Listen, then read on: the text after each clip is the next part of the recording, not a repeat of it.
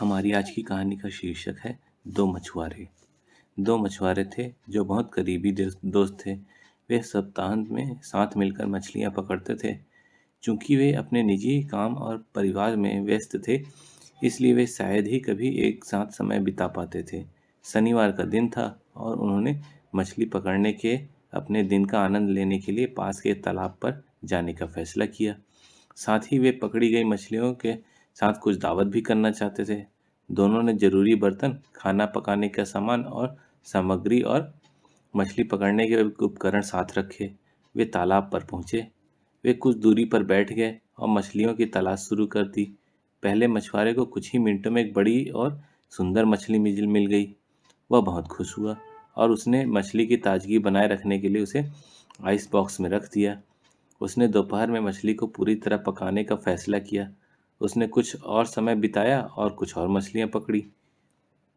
उसने मछलियों के साथ एक शानदार भोजन बनाने का फैसला किया। साथ ही उसने कुछ मछलियों को घर वापस ले जाने के लिए भी जमा कर दिया। उन्हें मछली पकड़ते हुए लगभग 1 घंटे से ज़्यादा हो गया था। फिर वह दूसरे मछुआरे के पास गया और उससे पूछा, क्या उसे किसी मदद की ज़रूरत है? दूसरे आदमी ने कहा, नहीं। कुछ ही मिनटों में दूसरे मछुआरे ने एक बड़ी मछली पकड़ी। हालांकि उसने उसे वापस झील में डाल दिया। पहला आदमी उसके इस कृत्य पर हैरान था। वह चुप रहा। दूसरे आदमी ने कई बड़ी मछलियां पकड़ी, लेकिन उसने उन सभी मछलियों को वापस झील में डाल दिया। उसके कृत्य से बहुत नाराज होकर पहले मछुआरे ने गुस्से में उससे पूछा, क्या तुम पागल हो गए हो? तुम अपनी मछलियों को वापस पानी में क्यों डालते हो?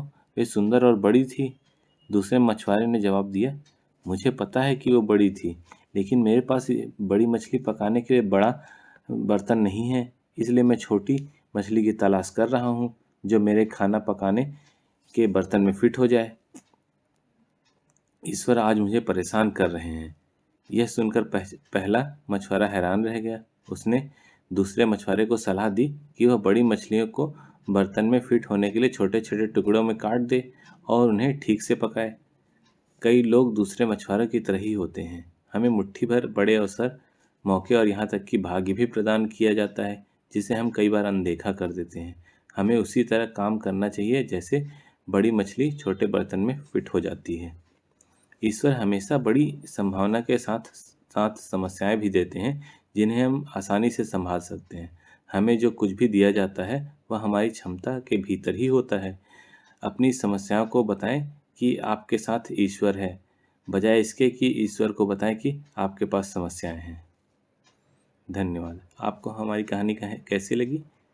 अगर आपको कहानी हमारी अच्छी लगी तो कृपया शेयर और सब्सक्राइब करें। धन्यवाद।